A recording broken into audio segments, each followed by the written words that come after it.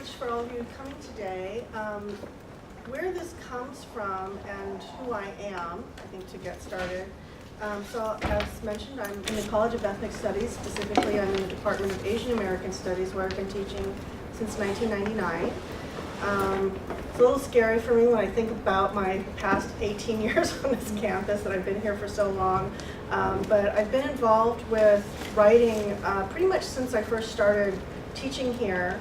And I was involved also with the writing task force and the development of the GWAR courses on campus. I chaired the academic policies committee while that policy was being revised. I sat on the hiring committee for the first writing director for our campus, and developed the GWAR course for the College of Ethnic Studies, which is Writing as Empowerment in Ethnic Studies.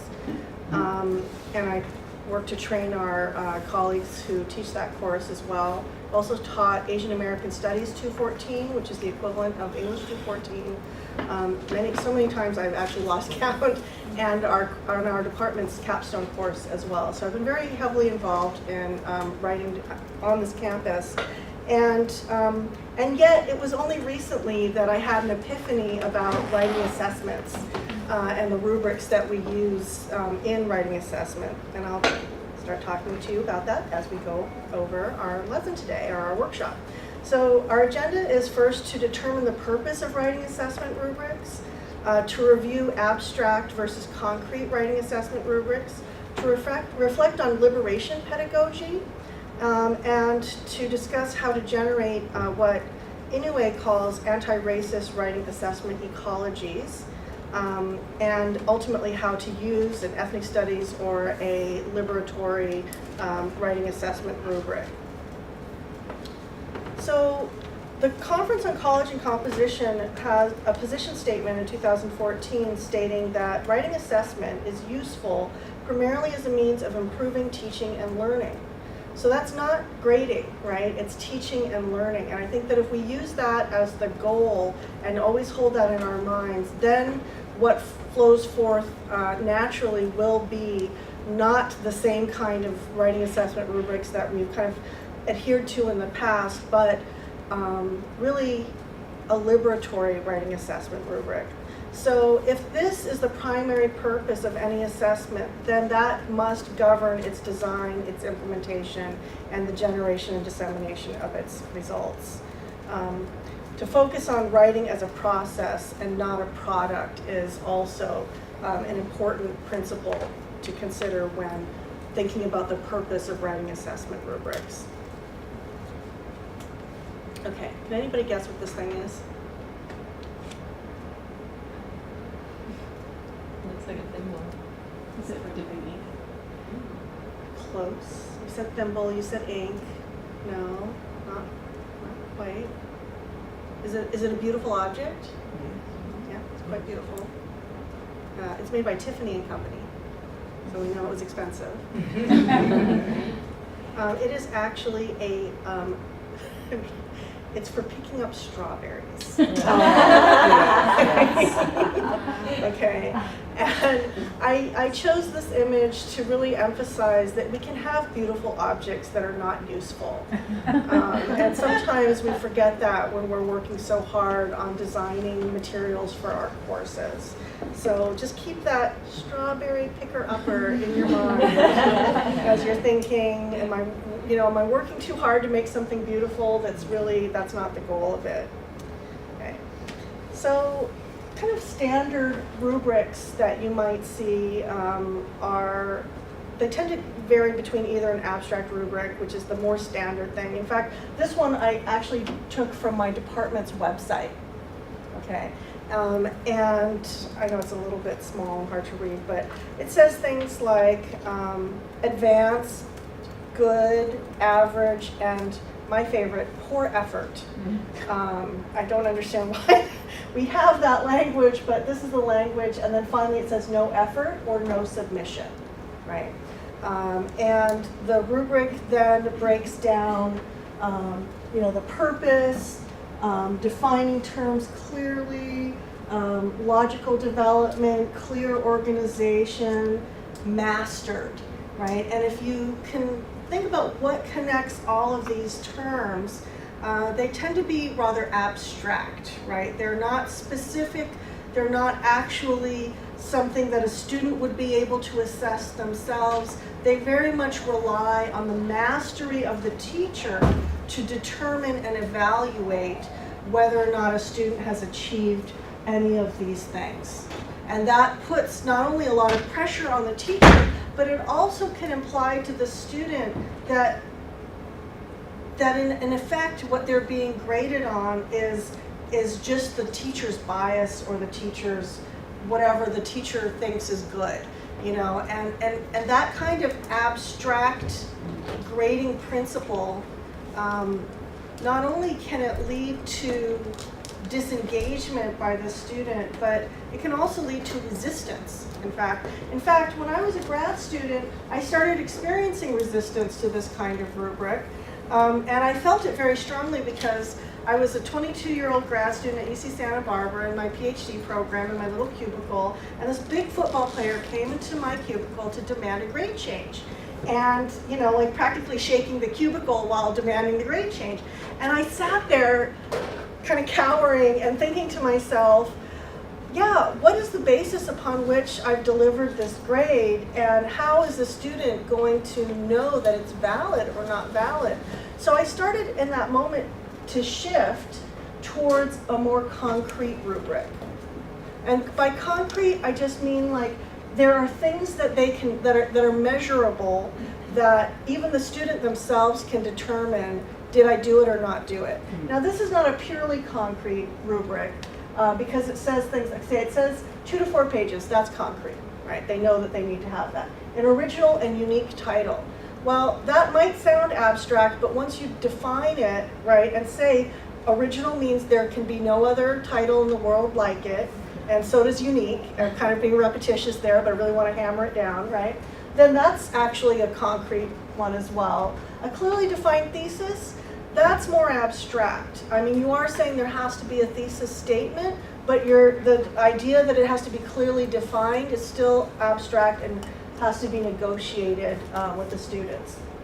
Similarly, terms like a strong introduction and a well-defined body paragraph, those are abstract parts of it, but having an introductory paragraph is concrete, body paragraphs, that's concrete. Direct quotes from the text sources, that's concrete. A conclusion paragraph, you could say that's concrete. Having it be well developed maybe is a little bit more abstract. And a works cited list. So it's a maybe 2/3 concrete and 1/3 abstract rubric. But this is kind of what I've been using. And you know what, ever since I started using the concrete rubric, I never had another grade complaint again. And you know, in I don't know how many years it's been since then, since I was 22, a long time, all right? So then recently, I do mean just towards the end of this summer, I was asked to present about my writing assessment rubrics in a writing workshop, and I found the department's writing assessment rubric, and I had an instant averse reaction to it. And I thought, there's got to be something else. So I started researching online, and I started looking for something along the lines of a more collaborative and liberatory grading practice. And I came across probably something that many of you are already familiar with, contract grading. I don't love the term contract because of its legalistic overtones, so I replace it with collaborative. And this is grading where negotiating and negotiating the document that the students are also invested in the grading process, then that allows the students to feel like they are actually owning the grading process. You know, that they are participating in it, that they have some say in it, and that they have actually made a commitment to meet the requirements because they've agreed that that's how they're going to be graded. This is an element of critical pedagogy, right? Because it encourages active learning among students. And as Farah says, right, students and teachers become jointly responsible for a process in which we all grow. What's scary for teachers in doing this kind of grading process is that it opens up the possibilities, right? Your students could say, I want to be graded by how colorful my essay is, right? Or I want to be graded by, right? So that it can be terrifying, right? There's an element of the unknown that is antithetical to, I think, what we mostly have been trained to do with writing instruction, which is to master it, right? Okay. So for me, in developing these ideas, I look to anti-racist and, of course, ethnic studies pedagogy principles, since that's where I'm housed. And these principles are sovereignty, self-determination, empowerment, social justice, and radical love. I'm going to go over each one of those. Okay. So sovereignty and self-determination are terms that you may or may not be familiar with, but they are core principles in ethnic studies and liberation pedagogy. So sovereignty is not a top-down or arboreal kind of structure as it might seem to be from, thinking about kings and queens and that sort of thing. Sovereignty in this sense actually is a rhizomatic kind of structure, to refer to Deleuze and Guattari's concept of grass growing, right? So when we think of grassroots, literally it's about rhizomes spreading out with no set center, right? And it's not like a tree sticking up, creating a hierarchical structure. So a sovereignty in this sense is about the self-determination of the people collectively to choose their sovereignty, how they're going to be governed, and the goals that they're going to try to achieve. Okay. So how that relates to contract grading or collaborative grading is creating a circular process of recursive negotiation and consensus making. And it's not easy, right? It involves thinking about things like how students and teachers are positioned in the racial hierarchy. It considers issues of third world versus first world, anti-racist and anti-imperialist principles. It looks at constructing a coalitional and transnational or boundary crossing way of looking at things. And I'll use as an example the term Asian American, which was coined by Yuji Ichioka as a unifying term. So we think of Asian American now as just as a demographic label, right?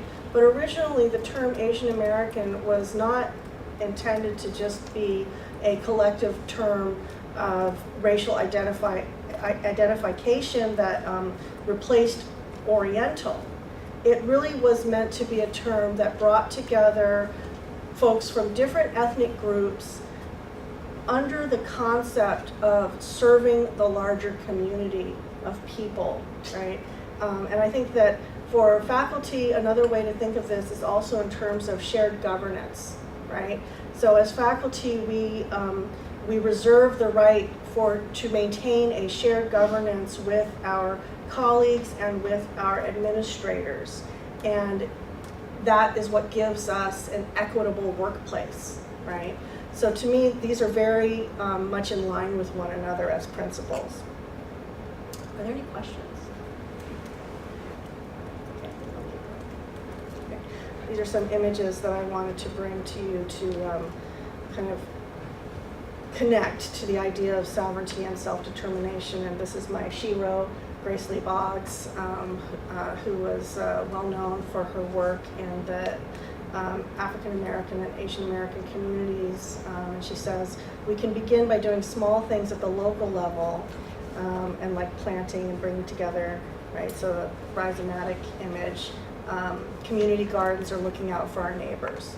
And so if we think about this as a principle on which to develop writing assessment rubrics, then it's not about individual students being judged by an individual faculty member. It's about students as a learning community developing rubrics together in a way to help each other understand and learn better and grow.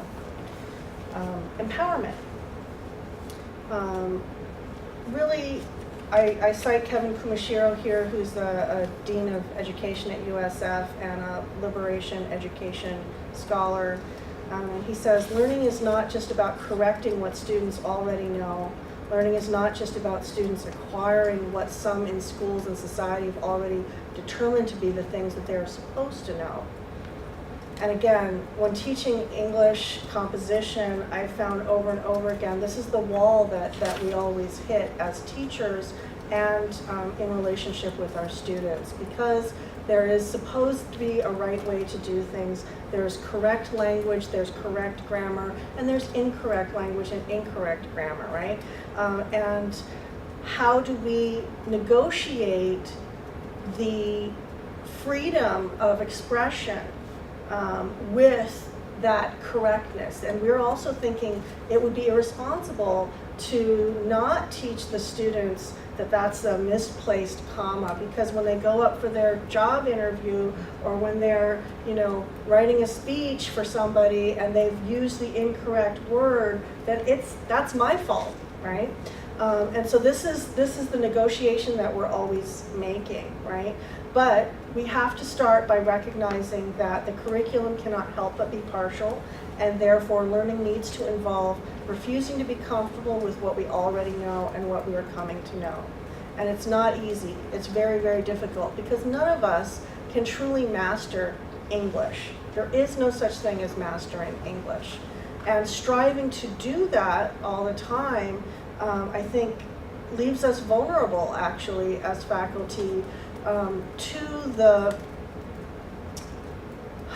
to a kind of fragility around that, right? That I think that the desire to master engenders.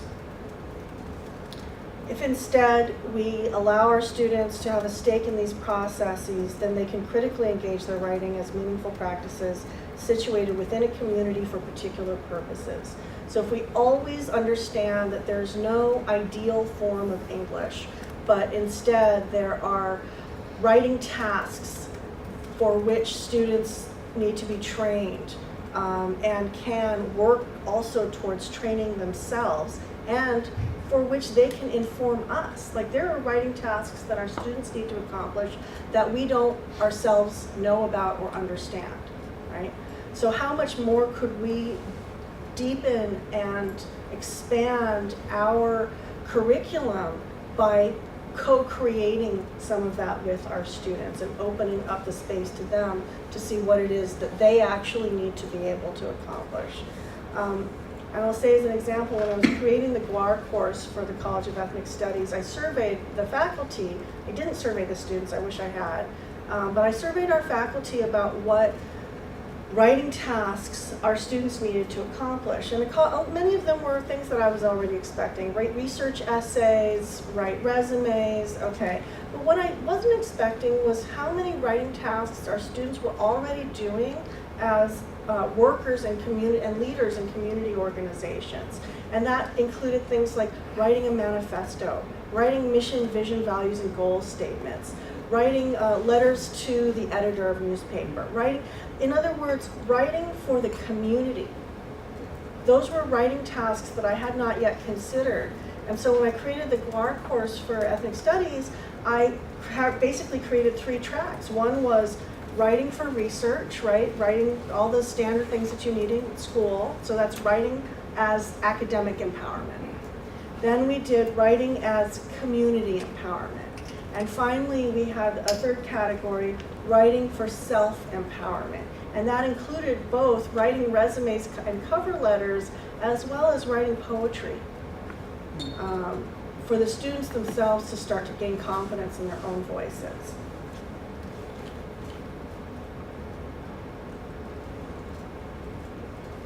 And this quote from Grace Lee Boggs really struck me as appropriate, because until our students feel responsible for the work that they're doing, then why should they feel invested in it?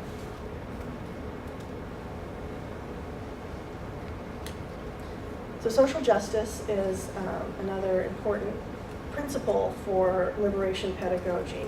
And I have a quote here from Alicia Garza, who just received her master's degree from our college. And she says, our lives are multidimensional, and because of the systems that we live under, there are particular punishments and sanctions for different aspects of who we are. And unfortunately, punishments and sanctions are a huge part of the contemporary writing assessment ecology, right? So moving out of that type of a structure can be really helpful for developing a liberatory pedagogy.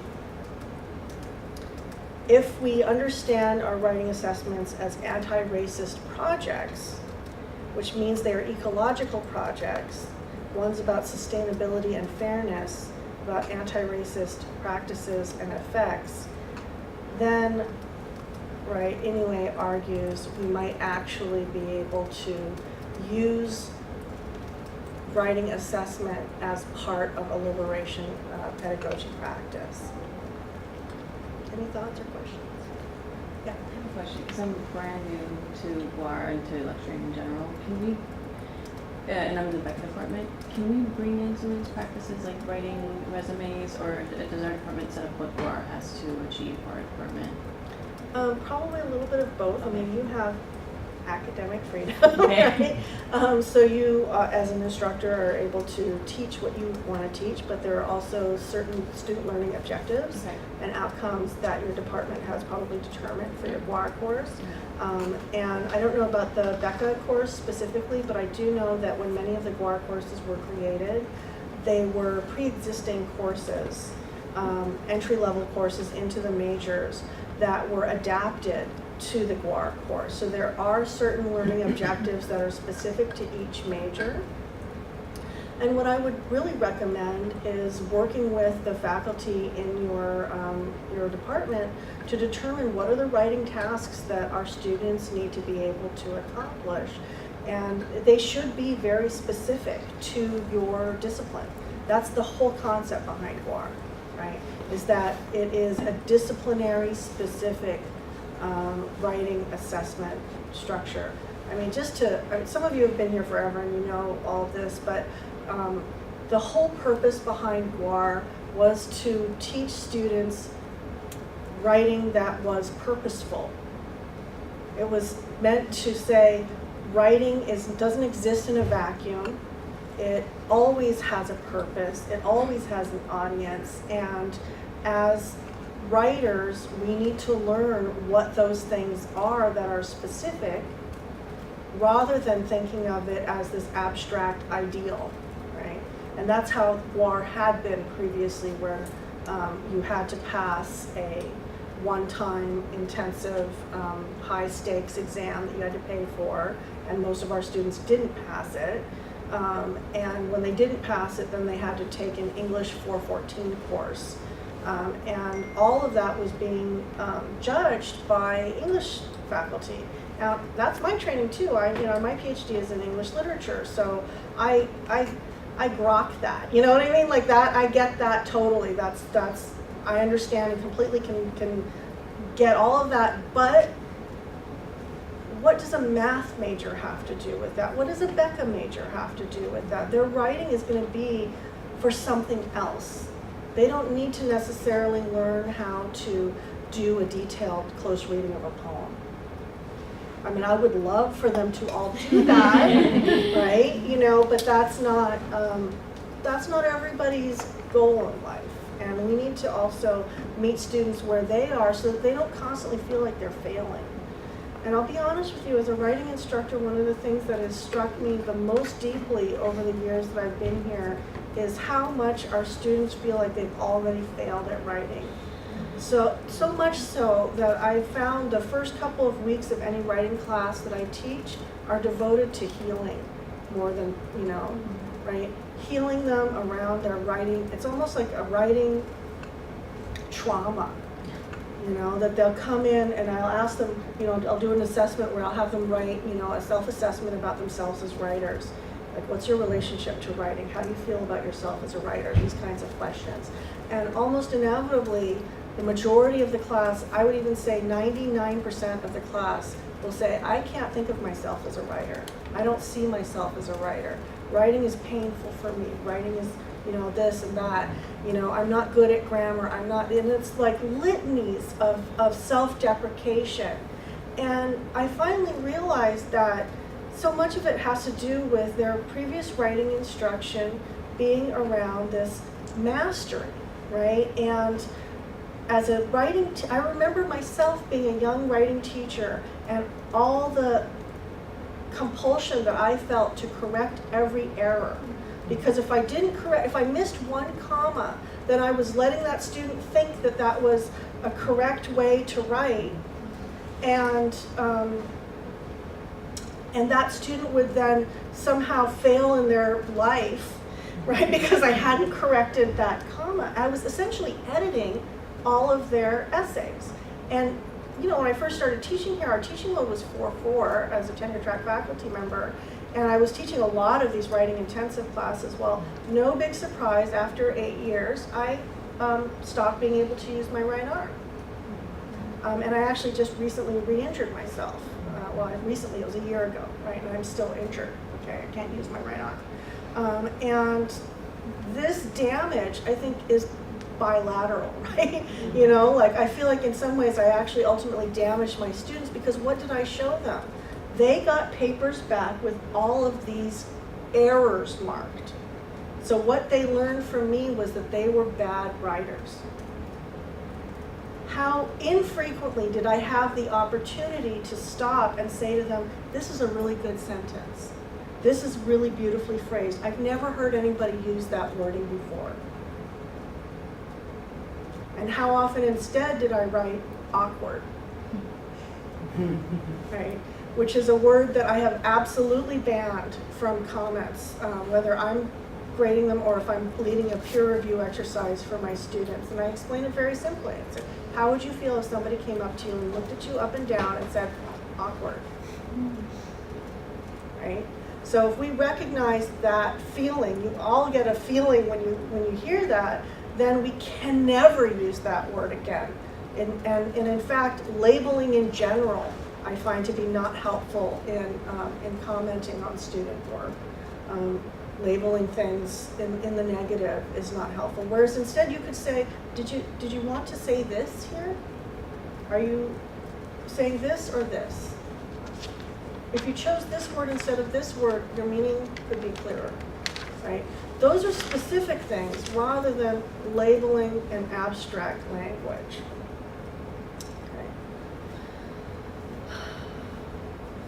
I love, again, this. You can see I went a little crazy with the Grace Lee Bogg quotes, but she says here, the natural tendency of children is to solve problems, but we try instead to indoctrinate them with facts. So again, creating a writing assessment ecology of liberation ecology allows students to problem solve, right, rather than feeling like they have to memorize an abstract rubric.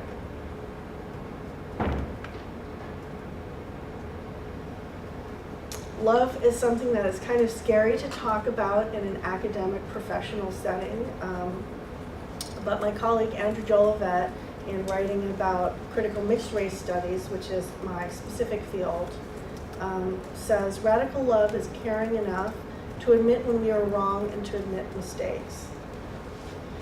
Think about what that means for the writing teacher.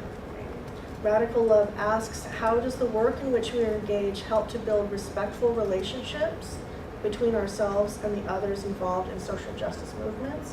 Or you could think of this in terms of your classroom. Radical love asks if we are each being responsible in fulfilling our individual roles and obligations to the other participants in the struggle for social justice and human rights. So this is also asking for the students to be more responsible than they currently are. It's saying, you know what you're supposed to do for the assignment, you have the criteria, right? So based on what you know are the criteria for the assignment, help me help you create a rubric that makes sense for this assignment.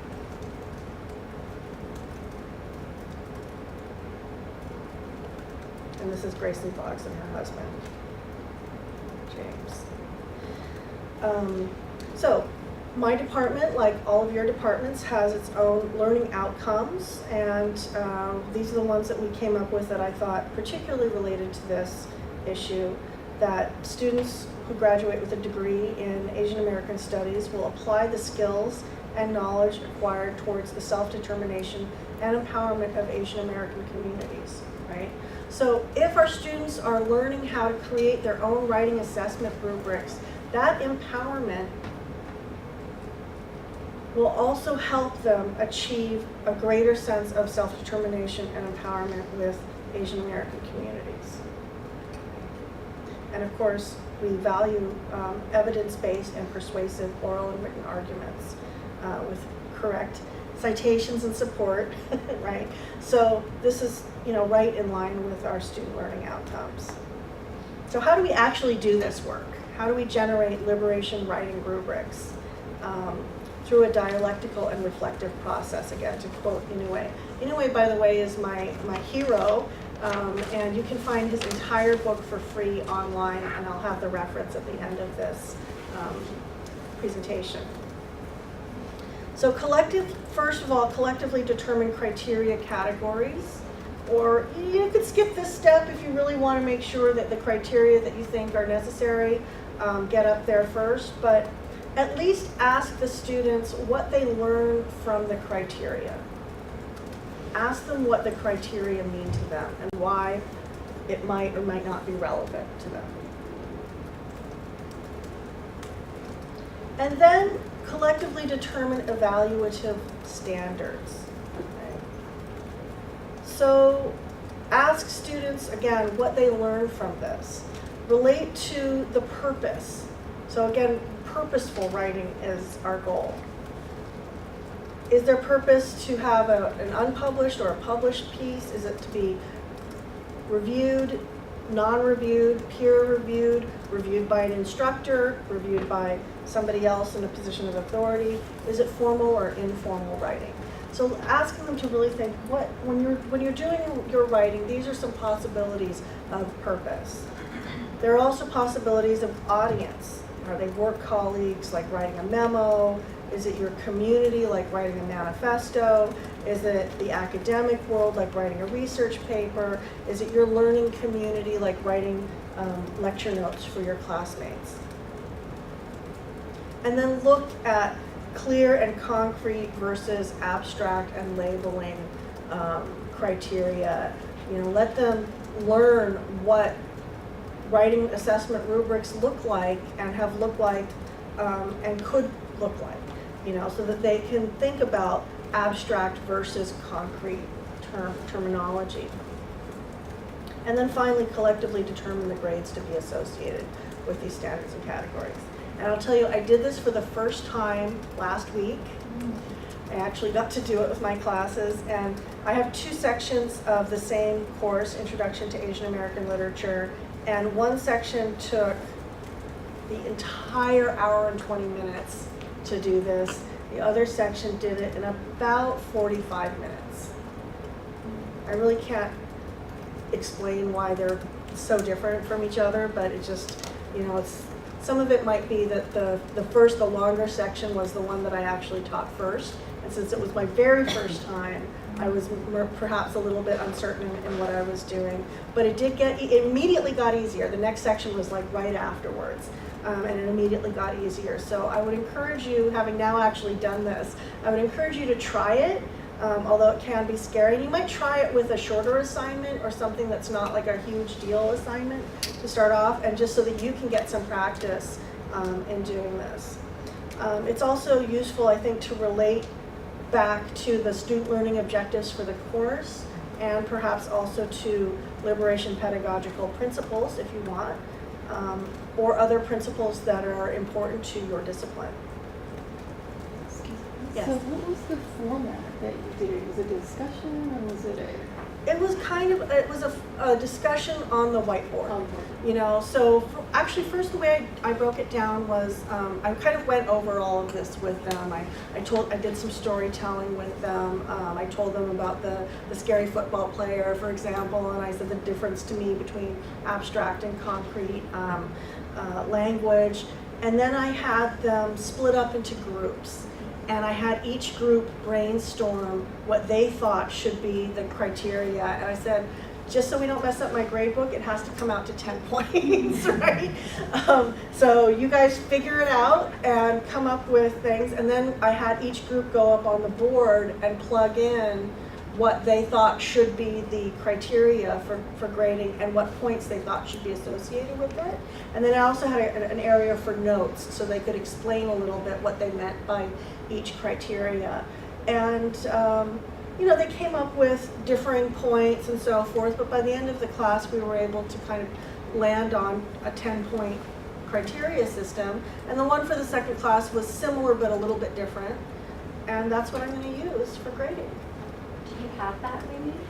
You know, I didn't, I'm sorry, I didn't Okay. think to bring it with me, but I will share it with folks if they're interested. But here just, you know, is a kind of a model for different ways to generate writing assessment rubrics. And kind of the traditional model is a top-down one where it comes given by experts. Maybe the instructor goes online and grabs something and then modifies a little bit, and then it's given to the students, versus what I'm proposing, which is, you know, a more recursive process that goes around and around until you're done. There is this website called forallrubrics.com, which allows you to, and this is more for, I think it was created for K through 12 teachers, because it has like the Common Core competencies that you can plug in for each one. I found it useful just to review for myself, and it might be something if you wanted to tie it really closely to Common Core that you could share with your students and go over with them, and then kind of come up with your own based on the principles that you think are important as a collective. Okay. It might also be useful to share with your students Bloom's taxonomy of 6 levels of learning, so that they understand that there's a difference between basic knowledge and recalling information versus comprehension, application, analysis, synthesis, and evaluation. Right. Yes. Do the models that they came up with, are they still then models, they'll turn their papers into you and you're applying them? Yeah, that's what I mean, I would like to be able to move to, I have 5 essays for this class, and I have 50 students in each section. And a bus driver. Yeah. So although I do have some assistants, you know, they're also students, right? So there's a limited amount that they can do. So ideally, if I had the time, what I would like to do is actually a lot of collective peer review with them, and I will be doing that. But there's another tool available, which is the Eli Review program. John can talk about that a little bit. And that would allow for more comprehensive student involvement in the review process. Do you want to say something about that, John? I can say a lot, but just very briefly, because I was thinking about all of this, and we've talked before. I am the huge fan of Asao in a way, and I saw him speak, and you need to read his book. What Eli Review does for all of this, and I do some of the things that you. It's a software program. It's an application that's online. There's a fee for students. I can give a separate workshop on all of the workings of it, but I'm doing some of the things that you do, where I negotiate with the students beforehand, and I do a lot of little. Every week I'm doing something, and then we put things together, and we talk about, okay, so what does, think of the class I'm doing right now. They have to tell a personal story in an essay and bridge to a larger social issue. So I'll ask them, okay, so what elements need to be in the narrative to make this an engaging narrative? And that we talk about it, and I build that into this software. Right. You know, I'm the one that does that. Then we negotiate, okay, how do you bridge to the larger social issue? Yeah. And get them to tell me that, and I'm building the criteria in this thing called Eli Review. You just Google elireview.com, you can find out about this. it really helps facilitate this entire project, and then it's all peer review. I don't have the art issue. I've been doing Eli for 3 years. I don't come in on papers. They do. You know, they're doing all of it. So in a nutshell, Do you assign grades? I'm doing the in-way approach a little bit differently. Yes, I do, and I made a note to myself right here that I'm going to do your plan at my midterm portfolio. I have the only grading points are midterm portfolio, final portfolio, and honestly, closed doors here. Oh, the cameras are there. I hadn't worked out in my head entirely how I was going to do the grades. I had a sense of what I was going to do, and you've given me a good idea. Okay. There's a grade at portfolio, at the 2 portfolio points, and we will build how that's graded. But one thing you haven't said about Asal Inouye and his contract, it's based on labor entirely. So all I'm saying to my students is, do it. Do everything. Do everything. Don't be late. Okay, if you're late, get it into me in 2 days. What's reasonable? That gets negotiate.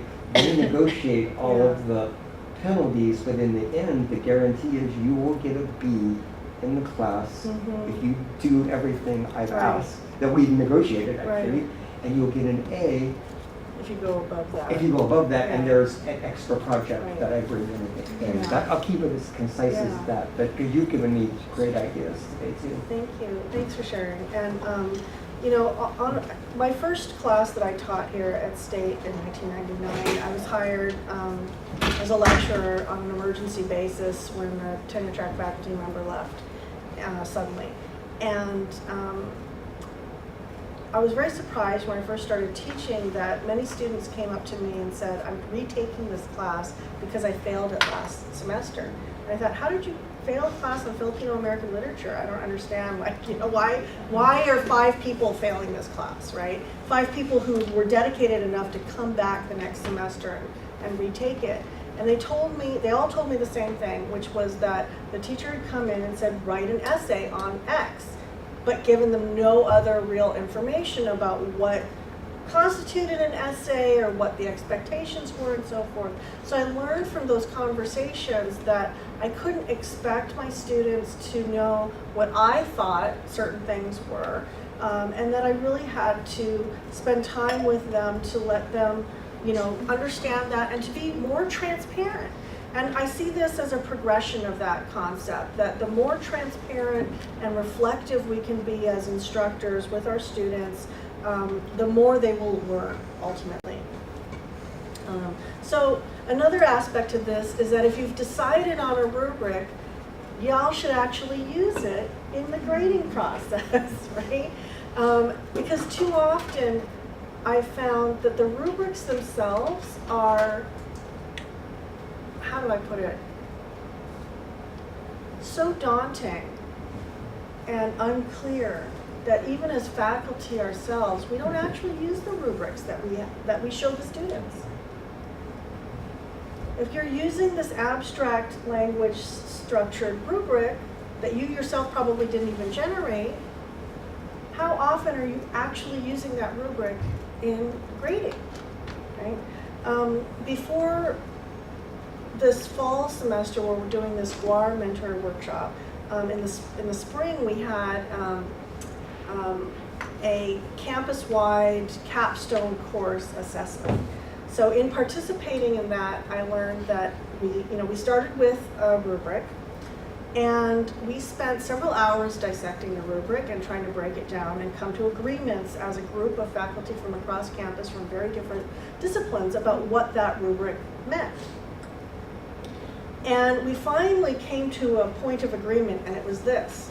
For the purposes of the assessment, we would agree that these things meant this. But we all agreed that if we were actually grading papers in our own disciplines, we wouldn't have that same understanding.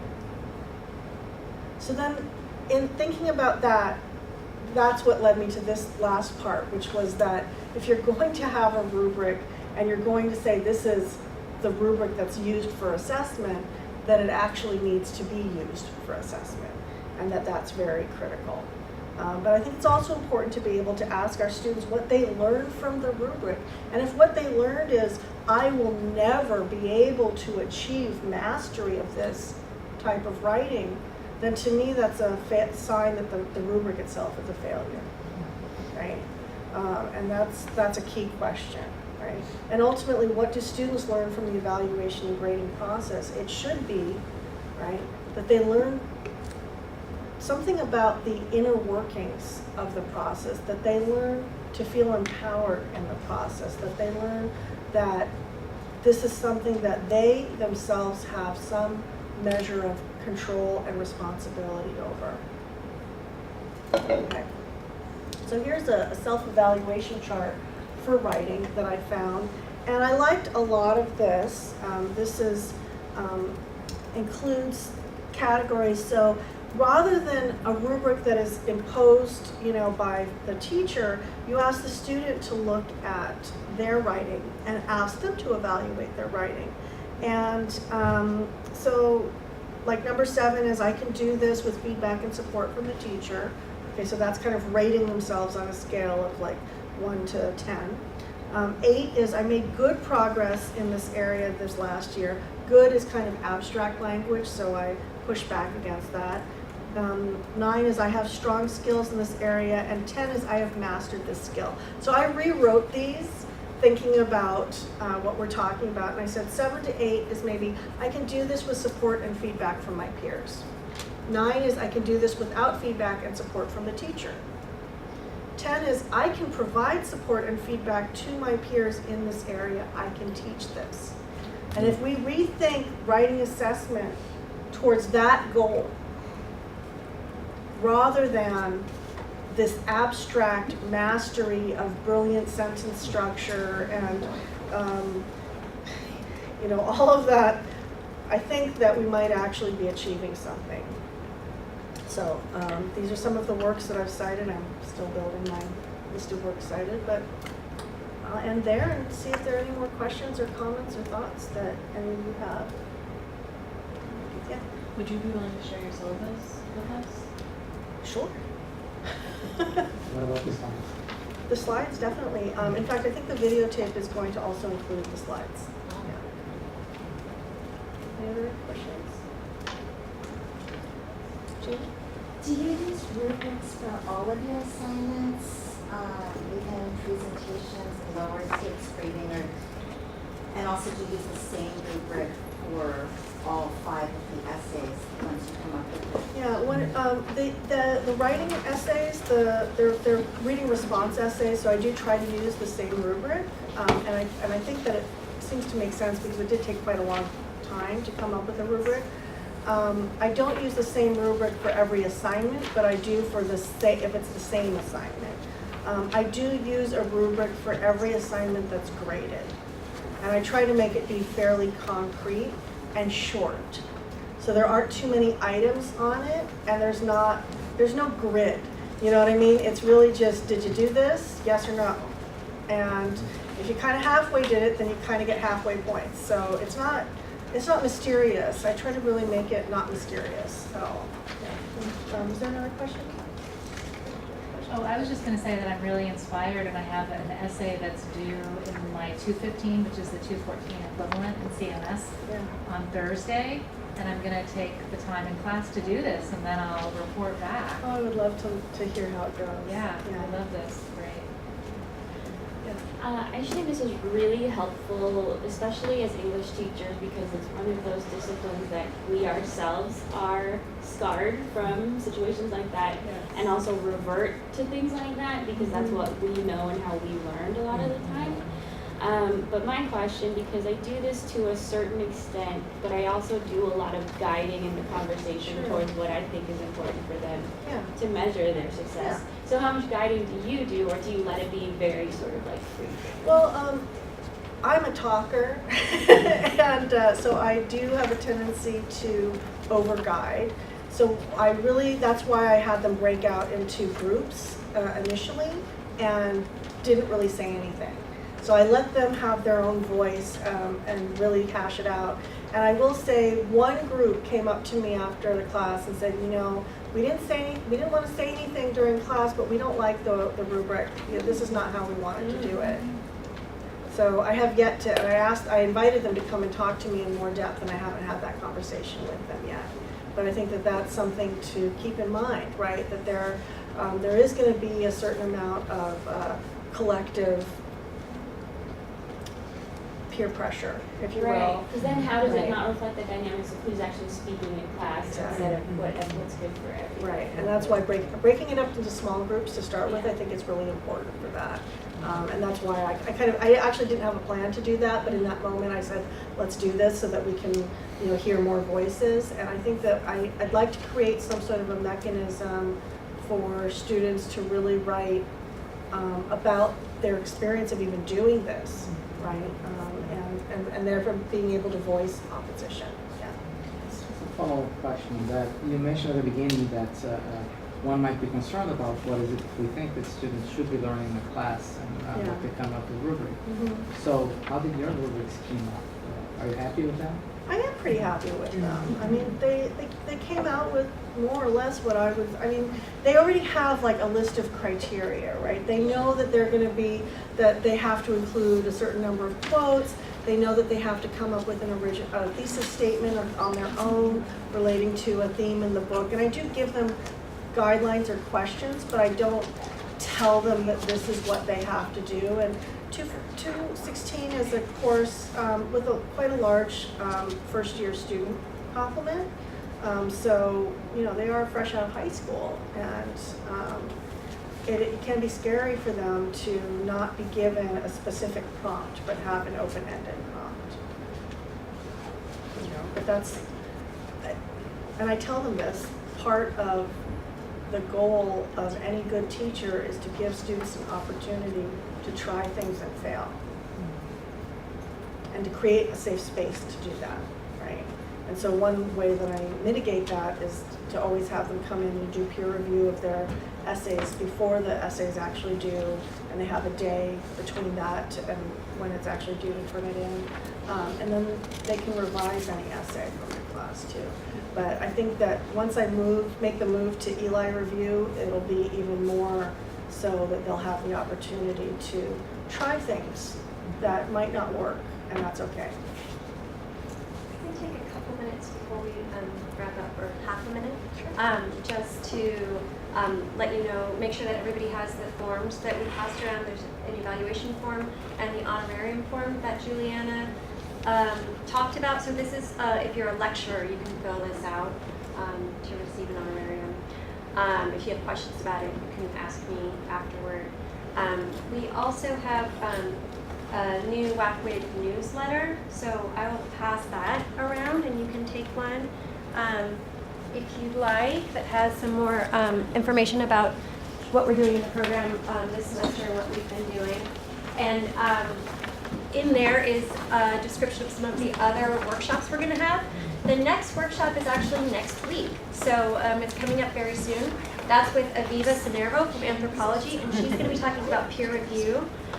It's going to be next Thursday the 5th, and we will send out another email, but it'll be, I think it's in this same room also. So that's next week on the 5th with Aviva.